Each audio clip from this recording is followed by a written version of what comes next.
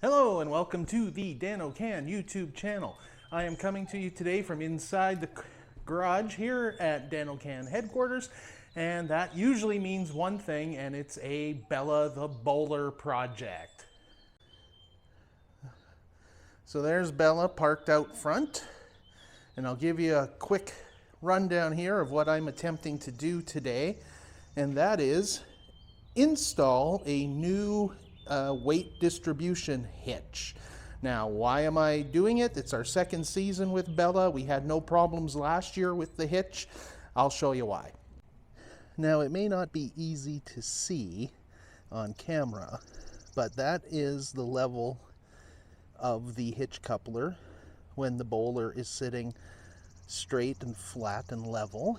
And if you come across, there is the height of my hitch ball, and you can see it's actually quite a bit higher, and so the trailer never towed level front to back while pulling, and that's less than ideal. And you can see here, this hitch is entirely welded, so there is no way to adjust that ball height, so it was time for us to make that adjustment. The other reason is this hitch is pretty old. I always get my hands dirty when I'm handling it. It's kind of rusty looking, so time to install a shiny new hitch that is adjustable so we can get the head height right. Now, the hitch I'm installing is the Fastway E2 round bar. Never towed with this hitch before. I don't know anybody who has a hitch, this particular hitch. They're not sponsoring me in any way. I just give it to you to show you for the sake of completeness, and we'll see how it goes with the installation. This should be a lot of fun. I am predicting, actually, you know what? I'm going to be bold, and I'm going to say I do not need to make a trip to Canadian Tire for this project. I know that never happens, but I think I should have everything I need here in the DanOCan garage. I mean, you would hope that somewhere in this mess is everything you need. A couple of preparations took place off camera before I started recording. I removed the old weight distribution brackets. You can see here where they were attached. And the ball has been installed into the hitch. Normally the hitch does not come with a ball, but this was a customer return hitch, and the ball was already installed on it for that customer, and that's why I was able to get it at a decent price. That's why the cover of the box here has such a big hole in it. That's where the ball was sticking through. Now, as it is when it comes to matters of towing and safety, I am going to attempt to do this by the book. And like I said, it's safety matter, not just for you, but also for everyone you're sharing the road with. So don't mess around. Follow the instructions as best as possible. So it looks like my next step is to figure out the height of the trailer coupler and then put the adjustable hitch shank into the receiver and get the ball to the proper height.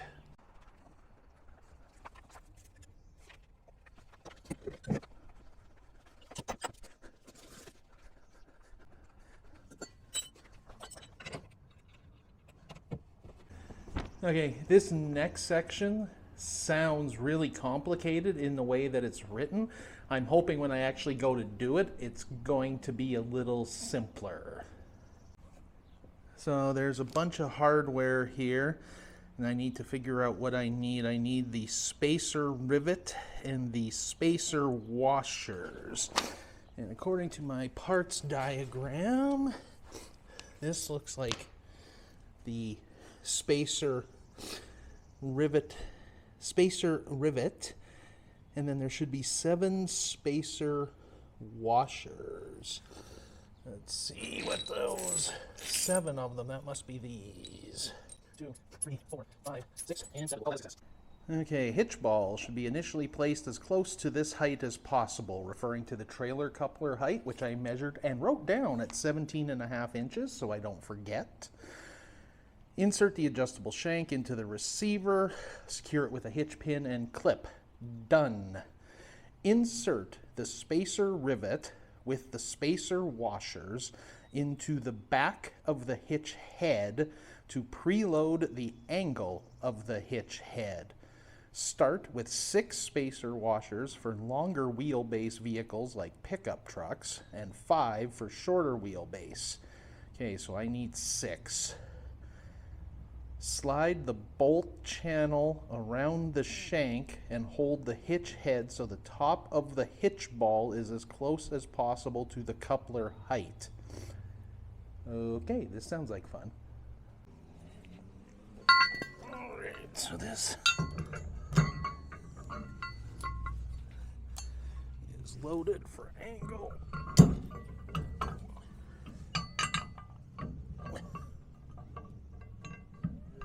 And I forgot the washer.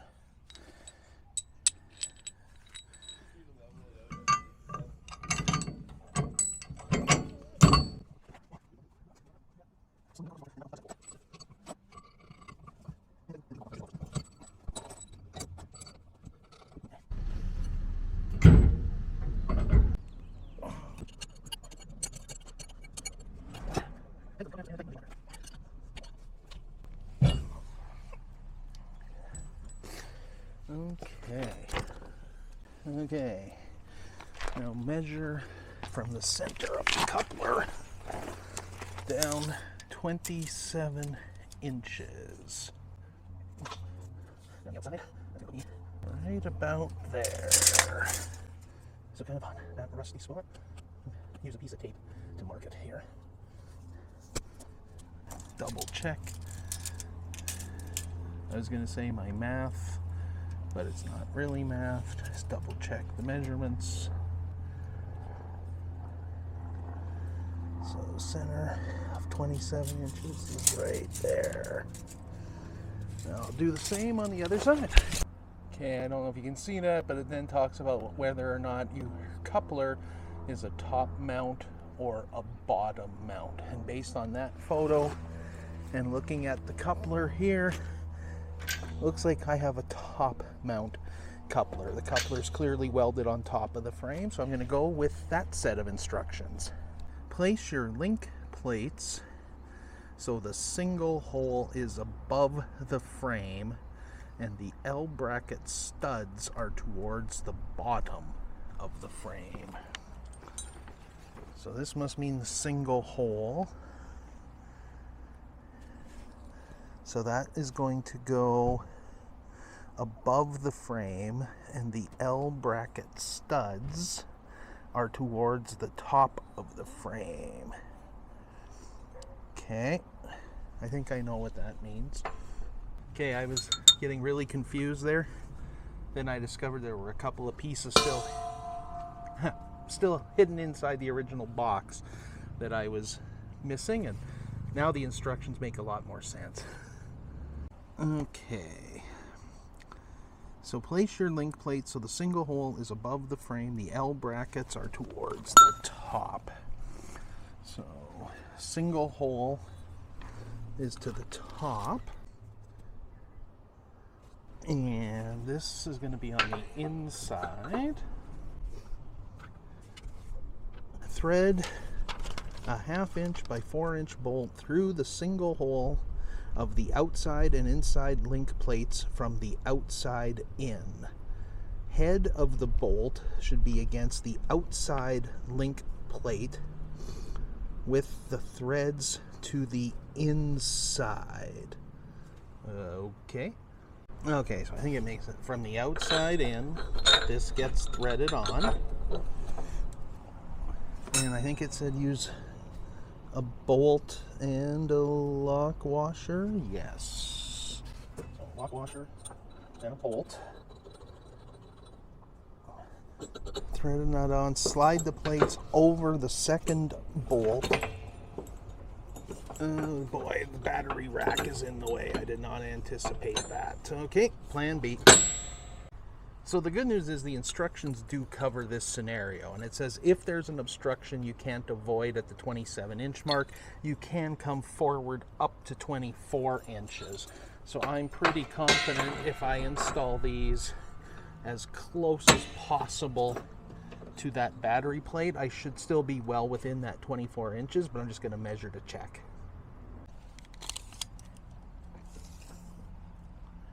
Yeah, I'm going to be about 25 3/4, so well within the 24 inches that I need to be, so that's not going to be a problem. I can't see if you can see this or not, but this is going to be how this is going to attach. Now this little propane line here was slightly in the way, but I was able to, I think, push it out without causing any issues, so that's how that's going to live. And now you're going to notice a change in the audio and video here, and that's because the battery on my main camera died, so I had to switch to using my phone. I forgot to charge the battery after last week's Claire's home to Lethbridge road trip, so sorry about that, but we'll carry on. Actually, the phone's a little easier to maneuver here, even though I can't put it on the tripod, but so we'll carry on with these plates. So in case you couldn't see in that previous shot, this is how tight things are there to fit in with this propane line, but I don't think that's going to cause any issues. And from the I don't think it'll cause any issues, this hole here doesn't quite line up with the frame, so I can't put the bolt through there, so I'm going to have to move down one. The book says just use whichever one is closest to the trailer frame that you can get the bolt through, so I'm going to use that one, and again, hope it doesn't cause any issues. So now it says just keep tightening these down by alternating top and bottom half a turn at a time. This bottom one is kind of hard to get at thanks to the propane line, but again, I don't think I'm hurting anything on that propane line.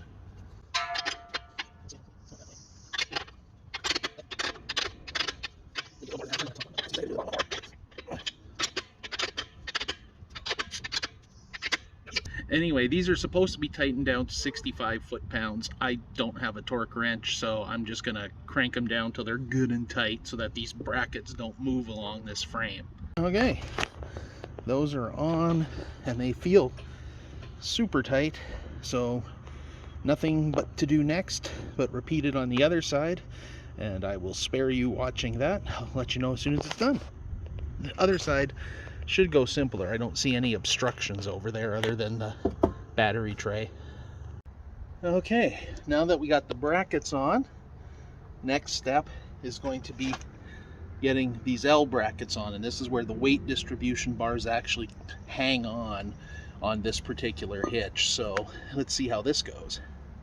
So the instructions say for initial setup, place it on these studs, leave 2 holes open above, leave 2 holes open below, and then tighten it up with these nuts, and then we'll see if it needs to be adjusted after when we get into the final setup. Alright, so those are good and tight. It says they should be torqued to 75 foot-pounds after final adjustment, but I'm just going to tighten them as much as I can once we're done here. And as before, I just have to repeat this process on the other side, and I will spare you watching me do that. Okay, so that's the bulk of the mechanic work done. So the next step now is doing a few more measurements and setting up the weight distribution properly. So basically, if I've kind of pre-read the instructions here a little bit, we're going to take a measurement at the front axle of how high the truck sits, unloaded like it sits now, back it up to the trailer, drop the trailer onto it, take a second measurement, then apply the weight distribution bars and take a third measurement. So that's going to be my next process. Now, if I was really doing this 100% properly, I should have the truck loaded the same way it would be as if we were going on a trip. So I should have Mabel in there, I should have Emily in there, I should have firewood in the back, I should have the propane fire pit, the barbecue, all that stuff. I'm not doing that, and I'll explain why at the end of the video.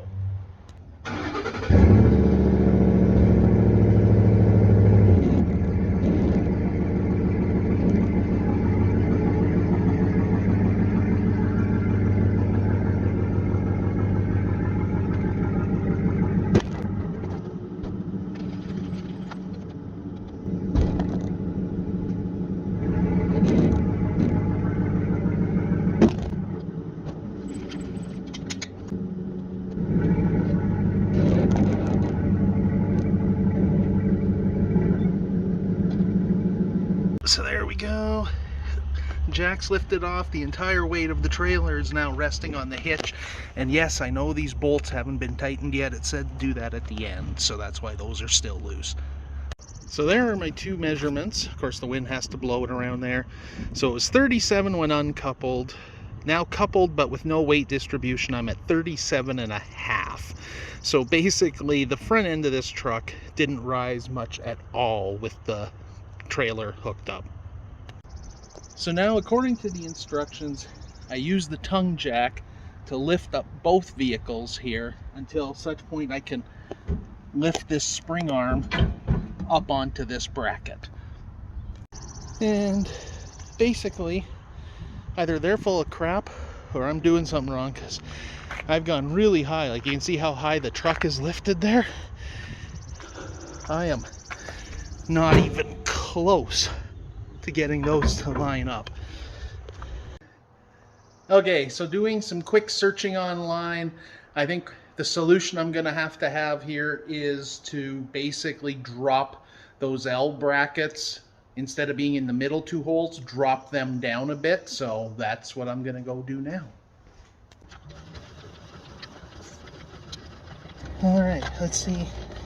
So we're going to take all the weight off the jack now and get it all there and see what our new measurement on the front is.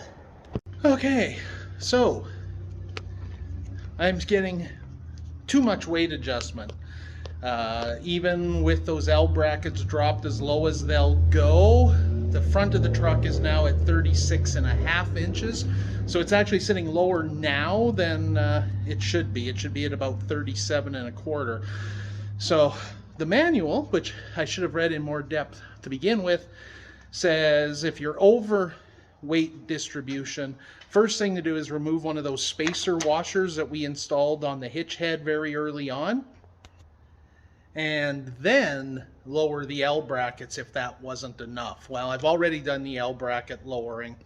I'm going to now go and remove one of those spacer washers. It says you need to have a minimum of 5. I think I have 6, so I'm going to take one of those out and try again and see where we're at. Then the next problem may just be that hitch, the shank just doesn't drop enough. Like if I flip the camera around, you can see the trailer is still riding quite high in the front, so I think I'm going to need a bigger drop shank. These do not want to come off. Oh man, that's going to make a noise.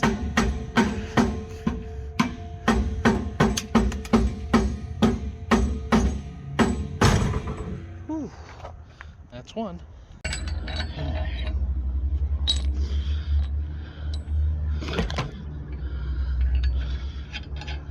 I guess that's why they tell you don't tighten these yet, because there's a lot of adjustments that could be needed.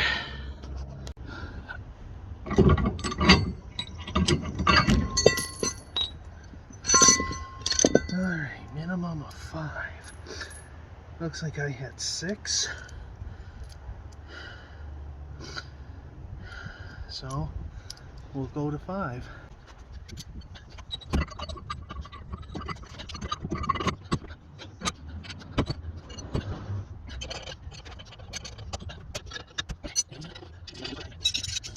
Move some crap out of the way and try again. Okay, back to where we were before, just with the adjustments in place.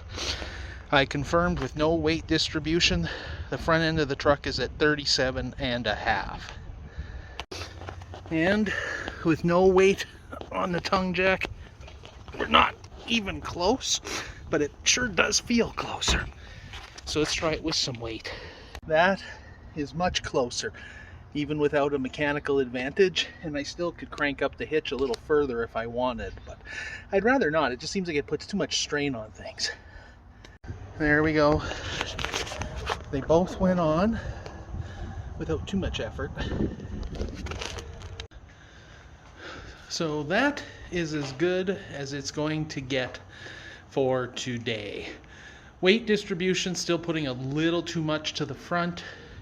Front of the trailer still sits a bit too high, so I'm not happy with either of those setups right now. But it's no worse than it was before, and I think this hitch will be better in the long run. So the last things I need to do right now is go back out. I gotta retighten all those bolts, or in case of the hitch head onto the shank, actually tighten them for the first time. So I've got to get all that done, and then I'm going to take it for a test tow just to see how it handles. I don't expect any problems, and this goes back to what I was talking about, where when I said I wasn't too worried about torquing things to their exact specifications and whatnot, and it's really because Bella the Boler is really light compared to what the tow capacity of the truck is.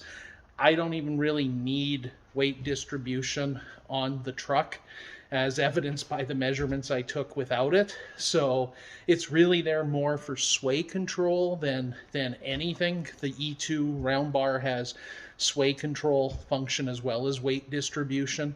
Yeah, I mean, when the trailer's behind us, we don't even notice it sometimes because the truck just has such a higher tow capacity.